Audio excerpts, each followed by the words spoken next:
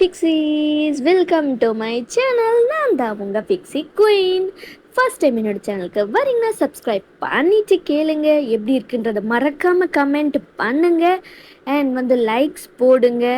நீங்கள் போடுற likes, subscribe, கமெண்ட்லாம் எனக்கு ரொம்பவே இம்பார்ட்டண்ட். அண்ட் சப்ஸ்கிரைப் பண்ணதுக்கப்புறமா பெல் ஐக்கான் இருக்கும், அதையும் நீங்கள் ப்ரெஸ் பண்ணிட்டீங்கன்னா தான் நான் போடுற நோட்டிஃபிகேஷன்ஸ், நான் போடுற வீடியோஸ்லாம் உங்களுக்கு நோட்டிஃபிகேஷனாக வரும். கொஞ்சம் மாற்றி சொல்லிட்டேன். அண்ட் அதுக்கப்புறமா நான் எஃப்எஃப்ஸ் போடலாமான்ற ஒரு சஜஷனில் இருக்கேன். ஸோ எஃப்எஃப் வேணுமா அப்படின்றதையும் கமெண்ட் பண்ணுங்க, ஓகேவா? ஸோ எஃப்எஃப் வேணும்னா எஸ் அப்படின்னு கமெண்ட் பண்ணுங்கள். ஸ்டோரிஸ் எப்படி இருக்குது அப்படின்றதையும் கமெண்ட் பண்ணுங்கள். அன்கட் சீன்ஸ் எல்லாமே டெலகிராமில் நான் போடுவேன். அதோட லிங்க் டிஸ்கிரிப்ஷனில் இருக்கும். என்னோட இன்ஸ்டா லிங்க்கும் டிஸ்கிரிப்ஷனில் இருக்கும். மறக்காமல் அதையும் போய் பாருங்கள். ஃபாலோ, சப்ஸ்கிரைப் பண்ணுங்கள், ஓகேவா? ஸோ எப்படி இருக்குன்றதை மறக்காமல் கமெண்ட் பண்ணுங்கள். உங்கள் கமெண்ட்ஸ்க்காக நான் வெயிட் பண்ணிட்டு தான் இருப்பேன். உங்களுக்கு ஏதாவது ரெக்வஸ்ட் இருந்துச்சு, உங்களுக்கு ரெக்வஸ்ட் இல்லாமல் உங்களுக்கு இந்த ஸ்டோரி இருந்தால் நல்லாயிருக்கும் அப்படின்னு உங்களுக்கு ஏதாவது இருந்துச்சு அப்படின்னா அதையும் கமெண்ட் பண்ணுங்கள். அண்ட் பர்த்டே ரெக்வஸ்ட், ஆனிவர்சரி, இல்லை உங்கள் ஃப்ரெண்டுக்காக எதுவாக இருந்தாலும் ஒரு 4 டேஸ்க்கு முன்னாடி நீங்கள் என்கிட்ட சொல்லிட்டீங்கன்னா தான் எனக்கு போடுறதுக்கு கரெக்டாக இருக்கும். அண்ட் அதை நீங்கள் ஒன்று டெலகிராம் இல்லை இன்ஸ்டாவில் மெசேஜ் பண்ணிங்கன்னா எனக்கு பெட்டராக இருக்கும், ஓகேவாடா ஃபிக்ஸீஸ்? நான் எல்லா வீடியோஸ்லையும் இதை தான் சொல்கிறேன். ஸோ இனிமேவும் அதுவும் சொல்லுவேன். கேட்குற போது உங்களுக்கே புரியும். ஸோ அதனால் நீங்கள் யூடியூப்பில் போடுறதுனால எனக்கு கொஞ்சம் மிஸ் ஆகுது. அதனால தான் நீங்கள் டெலகிராம் இல்லை இன்ஸ்டாவில் போட்டிங்கன்னா எனக்கு கொஞ்சம் ஈஸியாக இருக்கும் அதை தேடி எடுக்கிறதுக்கு. அதுக்காக தான் நான் இதை ரிப்பீட்டடாக சொல்லிக்கிட்டே இருக்கேன். அண்ட் நான் ரொம்பவே பேசிட்டு ஒரு 2 மினிட்ஸ் கிட்ட ஆகிருச்சு. ஸோ நம்ம டைரெக்டாக ஸ்டோரிக்குள்ளே போயிடலாம். நாம் இன்றைக்கி அன்எக்ஸ்பெக்டட் மேரேஜ் வித் தாய் மாமாவோட செகண்ட் பாட்டு தான் பார்க்க போகிறோம். ஃபஸ்ட்டு பாட்டு பார்க்காதவங்க போய் பார்த்துட்டு வந்துடுங்க, அப்போ தான் இது உங்களுக்கு புரியும். லாஸ்ட்டாக எல்லாருமே ஷாக் ஆகி நின்று இருப்பாங்க. அதில் தான் நான் ஸ்டாப் பண்ணி இருந்திருப்பேன். ஐஷுவும் திருன்னு முழிச்சிட்டு இருக்காங்க. ஐயோ, சுச்சுவேஷனுக்கு ஏற்ற மாதிரி இருக்குன்னு சொல்லிட்டு அவசரப்பட்டு பாடிட்டேனே அப்படின்ற மாதிரி தான் அவங்க நின்றுக்கிட்டு இருக்காங்க. அண்ட் நான் போன வீடியோவில் கேட்டிருப்பேன், நான் சாங் பாடினது எப்படி இருந்துச்சு அப்படின்றத கமெண்ட் பண்ணுங்கள்.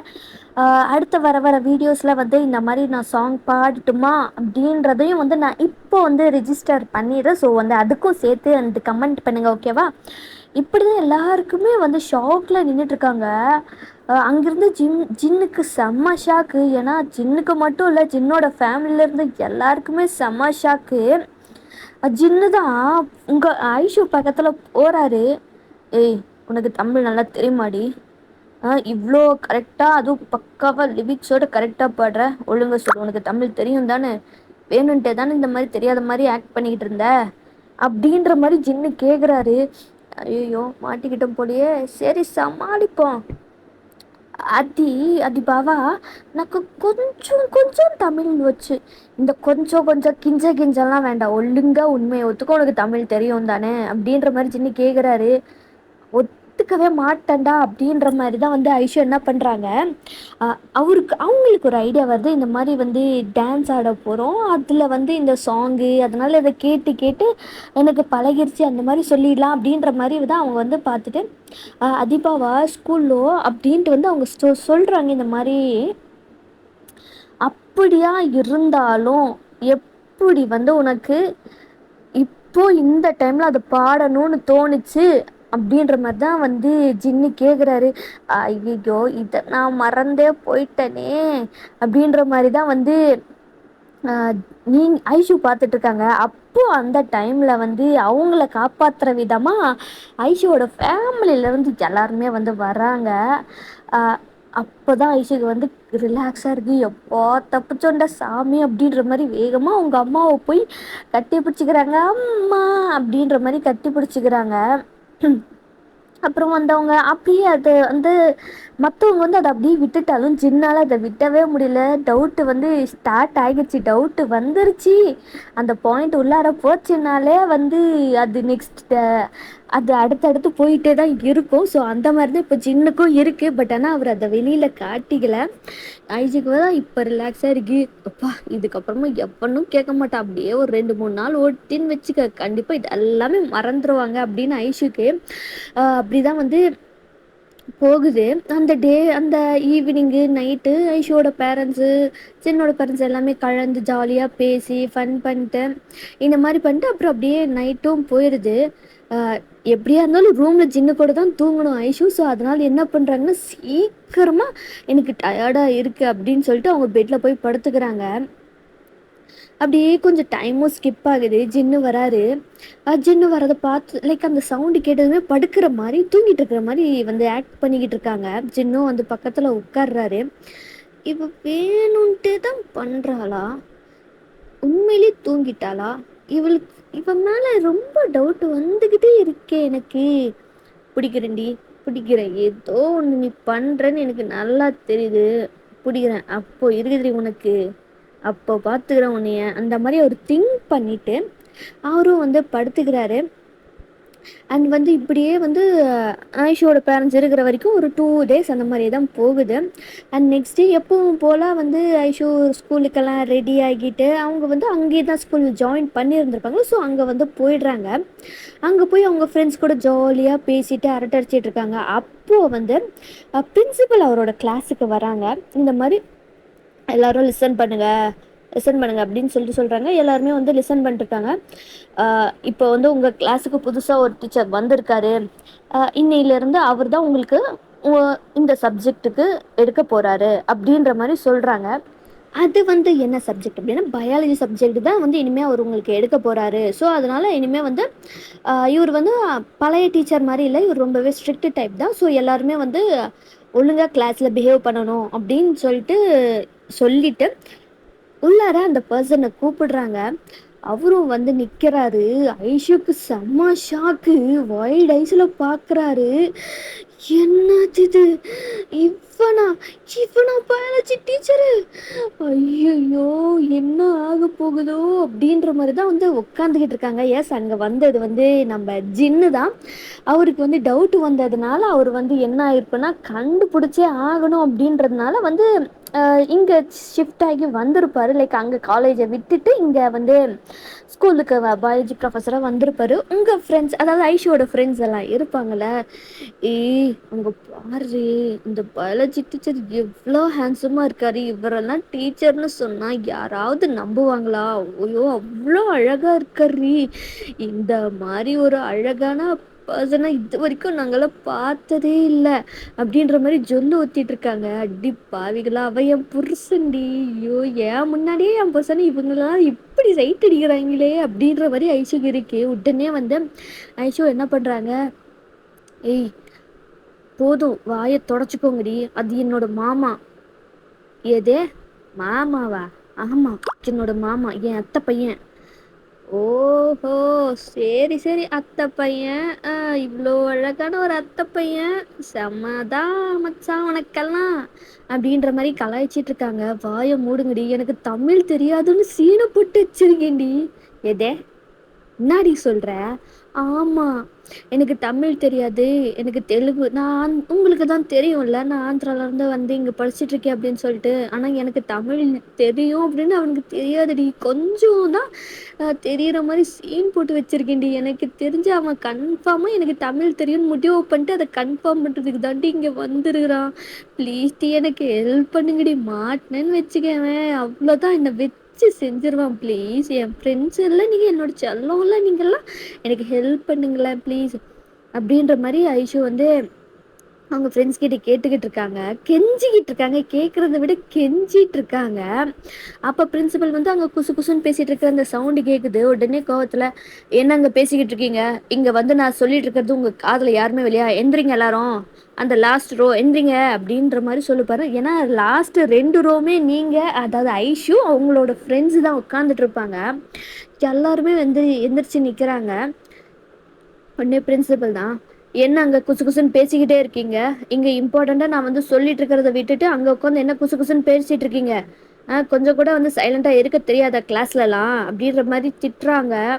உடனே எல்லாரும் சாரி சார் அப்படின்ற மாதிரி சொல்லிட்டு உட்காருங்க, இனிமேலாவது கிளாஸில் பேசாமல் சைலண்டா உட்காந்துட்டுருங்க. அந்த லாஸ்ட் 2 பெஞ்ச் தான் எப்போ பார்த்தாலும் பிரச்சனை பண்ணிக்கிட்டே இருக்கிறது அப்படின்னு சொல்றாரு.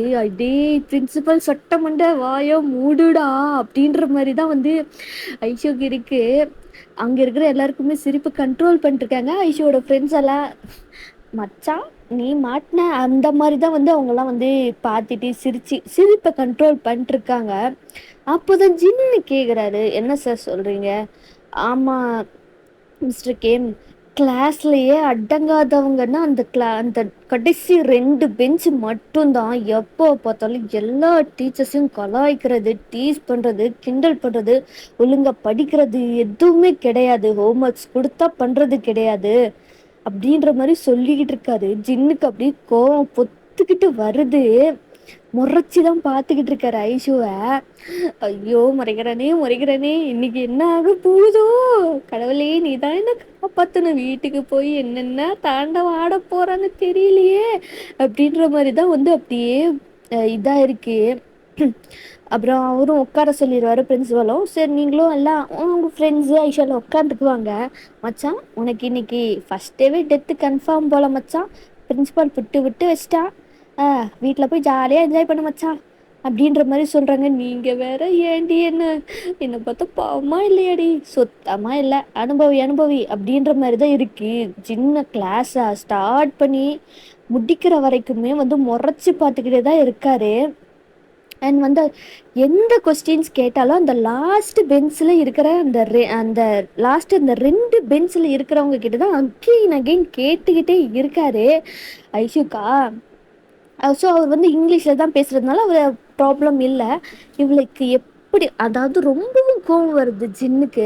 லைக் வந்து அப்பப்போ அவன் சின்ன கிளாஸ் நடத்தும் போதும் வந்து குசு குசுன்னு பேசிகிட்டு இருக்கிறது செம்ம காண்டாகுது ஜின்னுக்கு. ஏன்னா டீச்சிங்னு வந்தபோது ரொம்பவும் ஸ்ட்ரிக்ட்டு. கோவம் வந்துருச்சு, ஸ்கேலை எடுத்துட்டு தான் அங்கே போய் நிற்கிறாரு. எல்லாம் வந்து கெட்டப் கெட்டப் அப்படின்றாங்க. எல்லாருமே எந்திரிச்சு நிற்கிறாங்க. "ஷோ யூர் ஹேண்ட்ஸ்" அப்படின்னு சொன்னதுமே கையில் அங்கேருந்து 5 பேருக்குமே, லைக் யார் யாருன்னா ஐஷு, தியா, ஆனி, யாக்ஷி, அப்புறம் நிவி, இவங்க 5 பேருக்குமே வந்து கையில் அடி விழுது. ஐயோ இனிமே கிளாஸில் யாராவது பேசுறீங்க குசு குசுன்னு, அடுத்து இந்த அடி இன்னும் பயங்கரமாக விழும் அப்படின்னு சொல்லிட்டு ஜின்னு போயிடுறாரு.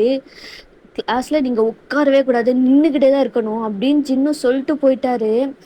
எல்லாருமே வந்து என்னடா இது இப்படி இவ்வளோ ஸ்ட்ரிக்டான ப்ரொஃபஸரா டீச்சரா அப்படின்ற மாதிரி தான் இருக்குது. ஜின்னோட கிளாஸும் அப்படியே முடியுது. அவரும் வந்து உட்கார சொல்லிட்டு அங்கேருந்து போயிடுவார். கையா அப்படியே பழுத்து இருக்கும், ஏன்னா அந்த அளவுக்கு ஃபோர்ஸாக அடிச்சிருந்துருப்பாரு ஜின்னு. "என்னடி இது உன் மாமான்னு சொன்ன, உனக்கு கூட கர்சனமே காட்டல, ரொம்ப அடிக்கிறாரு, வலிக்குது தெரியுமா? நீ வேற ஏண்டி இதுக்கே இப்படின்ற, இன்னும் நான் வீட்டுக்கெல்லாம் போனா என்ன ஆகும் தெரியுமா? அவ்வளோதான் மொத்தமா. ஐயோ எனக்கு பயமா இருக்கே. ஏய் நான் உங்க வீட்டில் வந்து தங்கிக்கிட்டுமா ப்ளீஸ்?" "ஏதே அதெல்லாம் முடியாது, எங்கள் வீட்டில் எங்களுக்கு சோறு போடுறது பெரிய விஷயமா இருக்குது, இதில் நீ வேற வரன்றியா? அதெல்லாம் முடியாது, ஒழுங்கா உன் வீட்டுக்கே போயிரு" அப்படின்ற மாதிரி டைமும் வந்து ஸ்கிப் ஆகுது. இப்போ வந்து ஸ்கூலெல்லாம் முடிஞ்சிருச்சு. ஐஷு அவங்க ஃப்ரெண்ட்ஸ் 5 பேரும் எல்லாருமே வந்து ஒன்றா தான் போவாங்க, ஒன்றா தான் திரும்பி ரிட்டர்ன் வரதும். ஸோ அந்த மாதிரி தான் வந்து சைக்கிள்லாம் எடுத்துகிட்டு போயிட்டுருக்காங்க. அப்போ வெளியில் தான் ஜின்னு நின்றுட்டுருக்காரு. பார்க்குறாரு. ஐயோ முறைகிறானே முறைகிறானே மச்சான், அப்படியே கண்டுக்காம நம்ம போயிடலாண்டா, பக்காத மாதிரி போயிடலாண்டா அப்படின்ற மாதிரி வந்து கடந்து போயிடுறாங்க. லைக் ஐஷு வந்து ஜின்னை பார்க்கவே இல்லை. வீட்டுக்கும் வந்து லைக் ஜின்னு வந்து ஐஷு கிளம்புனதுக்கப்புறமா அவரும் பைக்கை எடுத்துட்டு வீட்டுக்கு போயிருந்துருப்பாரு. வீட்டில் வந்து ஐஷுக்காக தான் வெயிட் பண்ணிக்கிட்டு இருக்காரு, கோவமாக உட்காந்துட்டு இருக்காரு. ஜின்னோட பேரண்ட்ஸும் கேட்குறாங்க, அவங்க அப்பா கேட்குறாங்க, "ஏன்டா கோவமாக உட்காந்துட்டு இருக்க, என்னடா ஆச்சு?"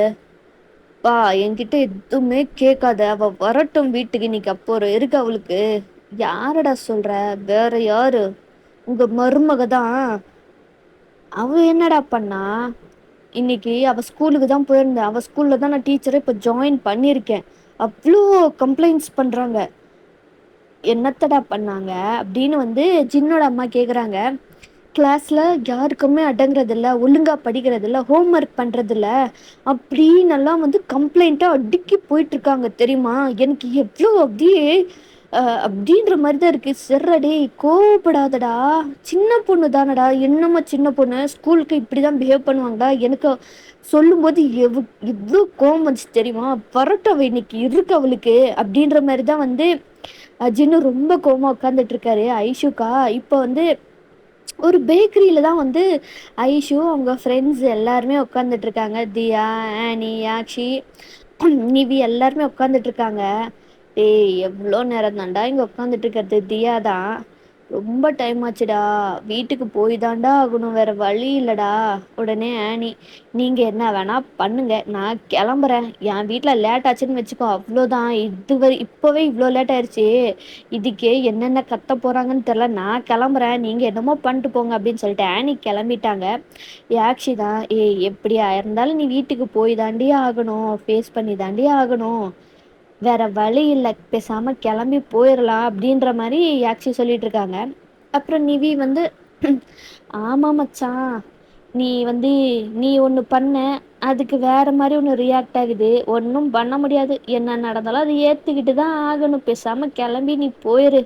வாங்கடி நம்ம போகலாம், ரொம்ப லேட் ஆயிடுச்சு, 6 மணி ஆயிடுச்சு, இதுக்கே வந்து வீட்டில் எப்படி கழுவி ஊற்ற போகிறாங்க தெரில" அப்படின்னு சொல்லிட்டு அவங்க எல்லாருமே வந்து கிளம்பிட்டாங்க. இப்போ நீங்களும் வேற வழி இல்ல, ஏதாச்சும் பண்ணுவோம் அப்படின்ற மாதிரி ஐஷுவும் வந்து அவங்களோட சைக்கிளை எடுத்துட்டு வீட்டுக்கு போயிட்டு பார்க் பண்ணிட்டு அப்படியே ரொம்ப அப்பாவியா வந்து உள்ளார நடந்து வந்துட்டு இருக்காங்க. ஜின்னுக்கு செம்ம கோவம். ஆல்ரெடி ரொம்ப கோவமா இருந்திருப்பாரு. லேட் ஆக ஆக இன்னமும் கோவம் ஏறிக்கிட்டே தான் போகுது. "நில்றி" அப்படிங்கிறாரு ஜின்னு. ஐஷோ நிக்கிறாங்க. "ஏமா இந்திப்பாவா?" அவர் எந்திரிக்கிறாரு. "அத்தி, என்னது இவ்வளோ வேகமா எந்திரிக்கிறான்? ஐஷோ ரூமுக்கு ஓடிடுடி, ஓடிடு" அப்படின்னு சொல்லிட்டு ஐஷோ ரூமுக்கு வேகமா ஓடுறாங்க. பேகெல்லாம் கழட்டி தூக்கி போட்டு ஓடுறாங்க. "நில்லுடி, இன்னைக்கு நீ செத்தடி என் கையால" அந்த மாதிரி ஜின்னும் துரத்திட்டு ஓடுறாரு. அவங்களும் வந்து ரூமுக்குள்ளார போய் கதவை மூடி லாக் பண்ணிடலாம் அப்படின்ட்டு பார்க்கும்போது ஜின்னு உள்ளார வந்து லாக் பண்ணிடுவாரு. ஐயோ போச்சு, அவ்வளோதான் அவ்வளோதான் அப்படின்ற மாதிரி ஐஷு பின்னாடியே போயிட்டு இருக்காங்க. "பாவா ப்ளீஸ் பாவா, ஒத்து பாவா, அப்போ வேண்டாம் பாவா, நான் பாவம்ல பாவா" அப்படின்ற மாதிரி பேசுறாங்க. "நீ எல்லாம் பாவமே இல்லடி, அந்த பிரின்சிபல் அவ்வளோ சொல்லும்போது எனக்கு எவ்வளோ கோபம் வந்துச்சு தெரியுமா? உன்னெல்லாம் இன்னைக்கு என்ன ஆக போற பாரு" அப்படின்ற மாதிரி தான் வந்து சின்ன பக்கத்துலேயே வந்துட்டு இருக்காங்க. ஐஷு ஓடிட்டு இருக்காங்க. லைக் அந்த ரூமுக்குள்ளே 2 பேருமே வந்து ஓடிட்டு இருக்காங்க. ஒரு கட்டத்துல என்ன ஆகுதுன்னா வந்து லைக் அவங்க ஓடிட்டு இருக்கும்போது என்ன ஆயிருக்குன்னா லைக் வந்து ரொம்ப அந்த ரூமை சுற்றி ஓடிக்கிட்டே இருந்ததுனால ஒரு மாதிரி கிளார் ஆகிருக்கும், கர்ன்னு ஆயிருக்கும் உங்களுக்கு ஐஷுக்கு. ஸோ அவங்க என்ன இருப்பாங்கன்னா பெட்லேயே வந்து விழுந்திருப்பாங்க. பெட்டில் விழுந்துட்டு அவங்க வந்து லைக் என்ன ஒரு பிரீத் எடுக்கிறதுக்குள்ள ஒரு ஜின்னு வந்து ஐஷு மேலே வந்திருப்பாரு. ஐஷுக்கு செம்ம ஷாக்கு. அவா ஏன்டி அப்படின்ட்டு வந்து லைக் வந்து சொல்ல வராங்கன்னா பட் ஆனால் அந்த வார்த்தைகளே வேலை, ஏன்னா அந்த அளவுக்கு முறைச்சி பார்த்துட்டு இருக்காரு ஜின்னு. "என்னடி, என்ன அந்த ப்ரொஃபஸரு என்னென்ன சொன்னான்னு தெரியுமா? எனக்கு எவ்வளோ காண்டது, எவ்வளோ கோவம் வருது தெரியுமாடி? எனக்கு அப்படியே சுருன்னு மண்டைக்குள்ளார ஏறுது தெரியுமா?" அப்படின்ற மாதிரி தான் வந்து ஜின்னு பேசிக்கிட்டே இருக்காரு. ஐயோ இப்போ என்ன பண்ணுறது, இவங்கிட்ட இருந்து எப்படி எஸ்கேப் ஆகுறது அப்படின்ட்டு அவங்க திங்க் பண்ணிட்டு இருக்கும்போது தான் அவங்க வந்து கீழே பார்க்குறாங்க. லைக் அப்போ தான் அவங்களோட பொசிஷனே புரியுது. இப்போ ஐஷுக்கு மேலே ஜின்னு இருக்காரு, அதுவும் பெட்டில் அப்படின்ற போது அப்போ என்னடா இது இப்படியா இருக்கும், அப்போ என்ன ஆக போகுது அப்படின்ட்டு அவர் யோசிச்சுட்டு இருக்கும்போது தான் வந்து ஐஷுக்கு ஒரு ஐடியா வருது. இந்த ஒரு ஐடியாவை தவிர இப்போதைக்கு என்னை காப்பாற்றிக்க வேற எதுவுமே இல்லை, சாரி பாவா அப்படின்னு மனசுக்குள்ளாரையே நினச்சிட்டு என்ன ஆகுது அப்படின்னா ஜின்னோட காலர் 2யும் பிடிச்சி கீழே இழுத்து செம்மையாக வந்து லைக் என்ன சொல்கிறது கிஸ் பண்ணிடுறாங்க.